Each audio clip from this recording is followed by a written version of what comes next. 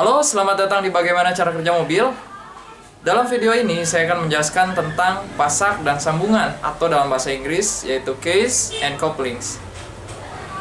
Pasak adalah suatu logam yang disisipkan pada sambungan poros untuk dapat menyambungkan atau mentransmisikan daya yang transfer dari satu poros ke poros lainnya. Jadi jika sederhananya seperti ini, suatu poros yang akan memutarkan poros pejal itu tidak akan terbawa berputar jikalau tidak ada sisipan suatu pasak.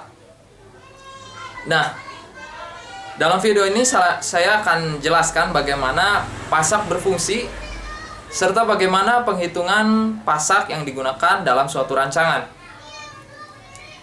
Di sini telah saya gambarkan diagram sederhana dari salah satu contoh mekanisme pasak dan sambungan atau case and couplings. Yang mana komponen yang biru adalah poros pejal yang akan diputarkan oleh poros yang tersambung dengan tangkai yang bersatu dengan tangkai, dan selanjutnya sambungan dari tangkai ini kepada poros itu dilakukan atau dikunci oleh sebuah baut, yang selanjutnya baut ini disebut dengan pasak. Nah, ini mungkin sedikit mirip dengan mekanisme kickstarter atau mekanisme selah penyalaan sepeda motor yang digunakan pada sepeda motor. Dan kita misalkan dari ujung tangkai ini diberikan gaya sebesar 25 kg dengan spesifikasi mekanisme seperti ini. Diameter poros sebesar 2 cm, sedangkan jarak dari titik pusat poros ke titik pusat gaya adalah 20 cm. Penghitungannya kita mulai dengan kesetimbangan torsi, yaitu torsi pada titik K sama dengan torsi pada titik P, yang mana titik P adalah pada pusat retakan dari baut atau pasak yang digunakan. Nah, maka penghitungannya selanjutnya dipecah menjadi gaya dikalikan jarak, yaitu torsi, gaya dikalikan jarak, FK dikali LK sama dengan FP dikali LP, yang mana FK adalah 25 kg dikalikan dengan LK sebesar 20 cm dan sama dengan FP dikalikan 1 ini didapat dari 2 cm dibagi 2, dan hasilnya adalah tegangan yang terjadi atau gaya yang mengenai baut itu sebesar 500 kg. Nah, selanjutnya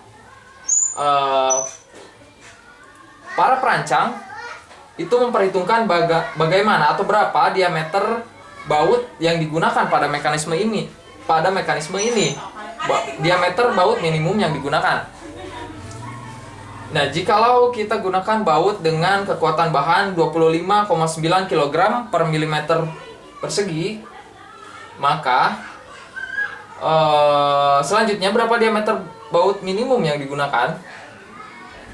Dan perhitungannya adalah seperti ini.